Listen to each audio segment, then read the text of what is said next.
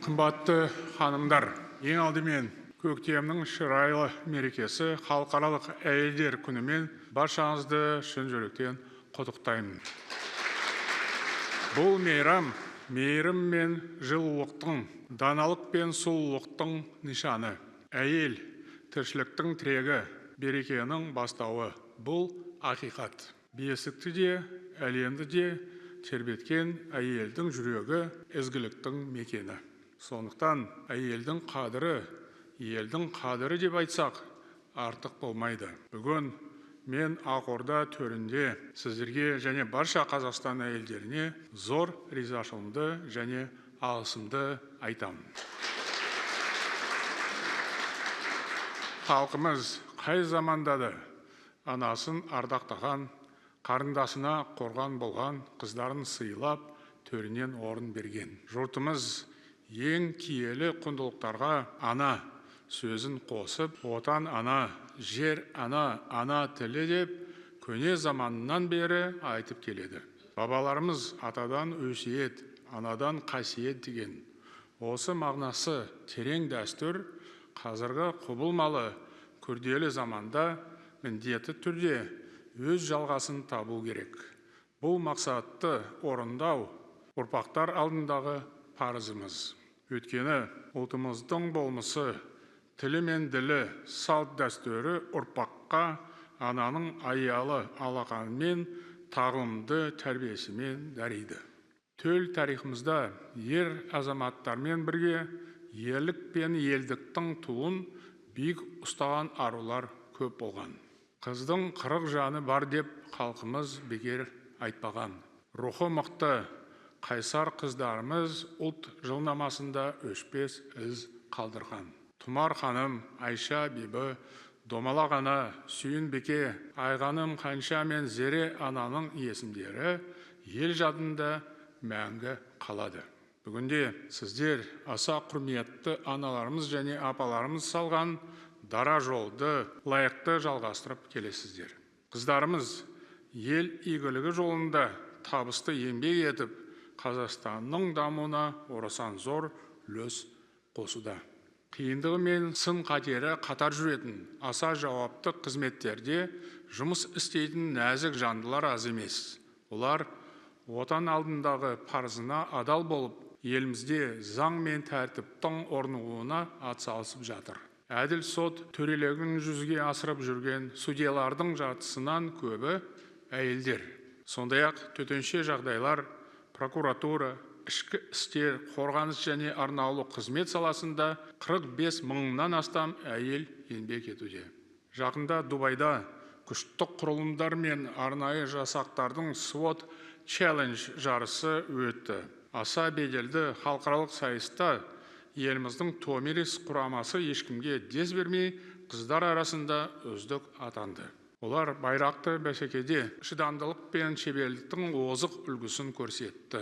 Бұл Әлия Молдағұлова және Мәншүк Мәметованың даңқты жолын үзбей келе жатқан нағыз батыр қыздарға тән қасиет екені сөзсіз. Сонымен қатар, бүгін мен ғылымда, өнерде, спортта, денсаулық сақтау саласында, мемлекеттік қызметте, бизнесте және ел өмірінің басқа да маңызды салаларында табанды еңбек етіп жүрген әйелдердің көп екенін атап өткім келеді.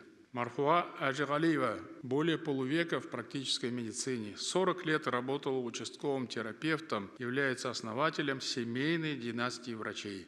Сегодня награждается высшим орденом нашей страны ОТАН. Руководитель крестьянского хозяйства в области Жетісу Шакира Ыдрысова работает в сфере сельского хозяйства ровно 50 лет. При этом добивается высоких производственных результатов и пользуется авторитетом в районе и области. Мною принято решение наградить ее высоким орденом Еңбек даңқы первой степени. Шахматтан әлемнің 3 дүркін чемпионы Бибі Сара Асаубаева ел мерейін өсіріп, қазақты нағыз зияткер ұлт ретінде жер жүзіне танытып жүр. Әйгілі шахматшы 2-ші дәрежелі барыс орденімен марапатталады. Почетное звание Казахстанның еңбек сіңірген қайраткері присуждается заместителю председателя Сената парламента, опытному специалисту финансовой сферы Ольге Перепечиной, а также депутатам Маджлиса Снежане Имашевой и Екатерине Смышляевой. Они заслужили данное высокое звание своей плодотворной законотворческой деятельностью. Этого же высокого звания удостоена видный ученый, изобретатель в нефтегазовой сфере Мансия Бабашева. Учитель химии Алматинской школы-лицея номер 95 Татьяна Белоусова, недавно получившая широкое международное признание, удостоена почетного звания Казахстанның еңбек сіңірген ұстазы. Этого же звания удостоена депутат Маджлиса Ирина Смирнова, известная своей принципиальной гражданской позиции, в первую очередь по вопросам образования. Өткен аптада ғана Кристина Шумекова конькимен жүгіруден жастар арасындағы 5 дүркін әлем чемпионы атанып, Қазақстанның абыройын асқақтатты. Бүгін оған Парасат ордені табысталады. Парасат орденімен белгілі жазушы, аудармашы, тіліміздің нағыз жанашыры Камал Әлпейісова марапатталады. Арамызда отырған Мария Зинелованың ерен еңбегінде атап өту қажет. Ардагер маман Наурызым қорығында 43 жыл жұмыс істеп, табиғатты қорғау ісіне зор үлес қосты. Ал Айсұлу Шуақбаева 40 жылдан астам мұнай өндіру саласында қажырлы еңбек етіп, ел игілігін арттыруға атсалысып келеді. Өз міндетін мінсіз атқарып жүрген мамандар құрмет орденімен марапатталады. Осы залда қазақ тілі мен әдебиетінің мұғалімдері де бар. Олар білімді, ойы ұшқыр, шығармашыл және отаншыл ұрпақ тәрбиелеуге мол үлес қосып жүр. Осыған орай тәжірибелі педагог Жанна Левковичке құрмет ордені, ал жас мұғалім Мария Суринаға шапағат медалі табысталады бүгін. Тік ұшақ пилоты Ақерке Шопатаеваның еңбегі аса маңызды десек, қате болмайды. Ол талай мәрте орман өртін сөндіруге және басқа да құтқару жұмыстарына қатысып, кәсіби тұрғыдан білікті маман ретінде қажырлы қызмет етуде. Бүгін оған ерен еңбегі үшін медалі беріледі. Бұдан бөлек, Жапониядан келген белгілі өнерпаз Сузуки Канон да осы салтанатты іс-шараға арнайы шақырылды. Сузуки ханым Қазақстанда балет өнерін дамытуға белсене атсалысуда. Сондықтан оны ерен еңбегі үшін медалімен марапаттаймыз. Біз отанымыздың көркейіп, гүлденуіне зор еңбек сіңіріп жүрген осындай аруларды мақтан тұтамыз. Оларды жас буынға үлгі етеміз. Отан отбасынан басталады деген сөздің терең әрі жан-жақты мағынасы бар. Қазақ әйелдері шаңырақтың ырыс берекесін арттырып, өнегелі ұрпақ өсіріп отыр. Отбасындағы қасиетті миссиясымен отан алдындағы қастерлі міндетін қатар атқарып жүр. Мен мұны елге деген сүйіспеншіліктің көрінісі және үлкен еңбектің арқасы деп санаймын. Әр отбасында тұрақтылық, береке, бірлік пен ырыс несібе болса, отанымызда өсіп өркендейді. Не будет преувеличением сказать, что женщина – это душа нации. Женщины – это источник вдохновения, муза, творчество, эталон красоты. Все прекрасное в мире ассоциируется с образом женщин. Роль женщин в развитии нашей страны сложно переоценить. На любой работе, будь это школа, университет, предприятие, медицинское учреждение, воинская часть и другие участки трудовой деятельности, именно женщины, как правило, показывают примеры феноменального трудолюбия и высокой ответственности. Женщины в своем большинстве старательны, внимательны, дисциплинированы и, следовательно, надежны. Женщин принято называть слабым полом, но в действительности они в сложнейших ситуациях демонстрируют недюжинную силу воли, проявляют железный характер, стойкость, решительность и зачастую героизм. На хрупких плечах прекрасной половины человечества лежит множество забот, и далеко не всегда женских. Но несмотря ни на какие трудности, препятствия, заботы, неприятности, которые, надо признаться, главным образом доставляют им мужчины, женщины неизменно остаются воплощением мудрости и обаяния. В этом кроется главный секрет и природная суть женского начала. Женщины могут, если, конечно, захотят, превратить будни в праздник, скучное в яркое, невозможное в реальность и даже останавливать войны, превращая их в мир. Не будет ошибкой сказать, именно женщины созидают будущее нации. Қазақ қызының жолы, тағдыры ешқашан кедір бұдырсыз, яғни қиындықсыз болмаған, оған тарих куә. Қыздың жолы жіңішке, қызға 40 үйден тыйым деген түсініктер халық санасына әбден сіңіп кеткен. Себебі біз қыз баланың абыройын ел болашағының кепілі деп санайтын елміз. Әйелдің табиғаты ерекше, жаны нәзік болса да, болмысы мықты деп айтуға толық негіз бар. Әйелдердің адалдығы, ұқыптылығы, еңбекқорлығы, ал керек болса, батырлығы мен қайсарлығы бәрімізге белгілі. Әйелдің осындай ерекше болмысының арқасында қоғамда адами құндылықтар қалыптасып, елімізде сенім мен келісім, өзара тілеулестік рухы орнайды. Қазір Қазақстан ауқымды жаңғыру жолына түсіп жатқан кезінде әйелдердің жасампаздық рөлі арта түсетіні анық. Республикалық референдумға шығарылған халық конституциясының жобасы мемлекетіміздің болашағын, даму бағдарын айқындайтын тарихи құжат деп айтуға толық негіз бар. Әлемдегі ахуал ушығып тұрған уақытта жаңа конституция тәуелсіздігіміздің тұғырын нығайтады. Еліміздегі барлық қоғамдық саяси институттардың қызметіне жаңа серпін береді. Сердцевина проекта новой Конституции – это защита независимости, суверенитета, территориальной целостности Казахстана, прав и свобод наших граждан. Проект нового основного закона содержит большое количество конкретных социальных норм, которые, уверен, отсутствуют в большинстве развитых стран. Эти положения основного закона усиливают социальный характер нашего государства. Қазақстанда халықты әлеуметтік қолдау жүйесі өте жақсы дамыған. Мемлекет осы саладағы өз міндеттемелерін мүлтіксіз әрі уақытылы орындап келеді. 100-ден астам неше түрлі әлеуметтік төлемдер мен жеңілдіктер бар. Тегін қамтамасыз етілетін бағдарламалар көп. Бұл бүгінгі күннің жағдайы. Ал біз ертеңгі күнге алыс болашаққа қарауымыз керек. Ең бастысы адам капиталын жақсартып, ұлттың жаңа сапасын қалыптастыру.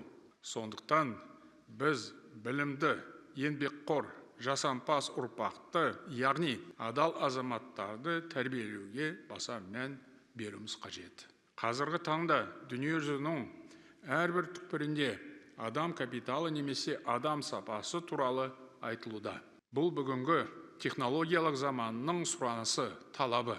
Еліміз үшін бұл аса маңызды стратегиялық міндет. Осы істе әйелдердің рөлі айрықша екені сөзсіз. Казахстан проводил и будет проводить ответственную социальную политику, в основе которой лежит принцип адресной поддержки наших граждан, которые действительно нуждаются в ней.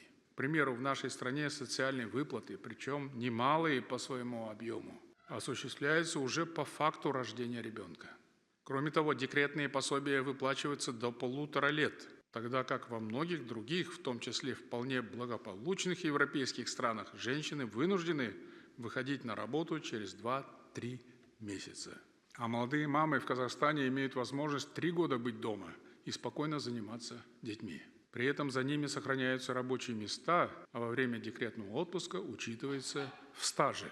Как глава государства я уделяю и буду уделять особое внимание поддержке материнства и детства. Эту работу считаю крайне важной, даже приоритетной в ряду других служебных обязанностей президента. В этой сфере уже приняты необходимые законодательные и институциональные меры. Теперь на уровне Конституции мы значительно усиливаем институт семьи в качестве исключительного по своей важности фактора стабильного развития общества. Впервые закрепляется норма о том, что брак – это добровольный и равноправный союз мужчины и женщины, зарегистрированный государственным органом. Эта юридическая новелла позволит обеспечить защиту прав детей, упрочить положение женщины и матери в семье. Прогрессивным по своей сути смыслом дополнены нормы о том, что брак и семья, материнство, отцовство, детство находятся под защитой государства. Более точные юридические формулировки ставят мощный конституционный заслон такому постыдному явлению, как принуждение девушек к браку. Уверен, усилению защиты прав человека и укреплению института семьи послужит учреждение общественной должности уполномоченного по вопросам семьи. А омбудсмен по вопросам семьи будет работать в составе Национальной комиссии по делам женщин и семейно-демографической политики при президенте в качестве заместителя председателя и регулярно докладывать о своей работе главе государства. Такая система позволит наладить комплексную профилактику семейно-бытового насилия и решение других важных проблем в сфере семейной политики. Халық конституциясының жобасы референдумда жұртшылықтың жаппай қолдауына ие болған жағдайда мемлекеттігіміздің озық инновациялық жүйесін құруға зор мүмкіндік беретін болады. Сондай-ақ бас құжат жасанды интеллект және жаппай цифрландыру дәуірінде Қазақстанның тұрақты дамуына ұзақ мерзімді және мызғымас негіз қалайтыны сөзсіз. Дей тұрғанмен, сапалы адам капиталы болмаса, қарқынды технологиялық дамуға қол жеткізудің қиын болары айдан анық. Сондықтан осы маңызды міндетті орындау үшін ел өмірінің барлық саласына, атап айтқанда әлеуметтік саясат пен иммиграцияны реттеу мәселесіне жаңаша көз қараспен қарап, тың тәсілдер әзірлеу қажет болады. Повторюсь, для достижения реального прогресса в технологическом развитии нужно вплотную заняться вопросом создания и развития качественного человеческого капитала. Закрывать глаза на эту проблему нельзя. Это в первую очередь диктует необходимость переосмысления и разработки новых подходов к социальной политике, включая иммиграционные вопросы. Мир уже кардинально изменился, и этот процесс будет нарастать. Пора меняться и нам, всему Казахстану, иначе будет очень трудно. Наш главный стратегический потенциал кроется в инфраструктуре, технологиях, образовании, науке. Во всяком случае, так должно быть. Именно эти сферы должны стать стартовой площадкой уверенного движения наций вперед по пути прогресса с целью превращения нашей страны в цивилизованное, гармоничное общество, свободное от смысловых стереотипов и даже пережитков прошлого. Алайда, жарқын болашаққа қарай ұмтылу түп тамырынды ұмыту деген сөз емес. Мәселе жаһандық үдерістерге еліктеу туралы да емес. Алдымызда тұрған мақсат болмысымызды жоғалтып, бабаларымыз аманат еткен ұлы даланың баға жетпес мұрасын жадымыздан шығарып алмау, оған біздің құқымыз жоқ. Дегенмен, дәстүрдің озығы бар, тозығы бар дейді. Біз көне заманнан бері келе жатса да, қазіргі дәуірге сай келетін құндылықтарды ғана пайдалануымыз керек. Сонда ғана дүние жүзінде нағыз жасампаз ұлт ретінде мойындаламыз. Конституциямыздың жаңа жобасы мәдени кодымызды сақтап, жалпы ұлттық бірегейлігімізді нығайтуға мүмкіндік береді. Осылайша, еліміздің бас құжаты халқымызды дәстүр мен даму үйлесім тапқан даңғыл жолға түсірмек. В проекте Конституции закладываются институциональные и правовые основы устойчивого развития, который непременно приведет к построению справедливого, конкурентоспособного Казахстана с сильной, устойчивой, стабильной экономикой. Ал қазіргі ата заңымыз қабылданған шақта Қазақстан еңсесін енді тіктеп жатқан еді.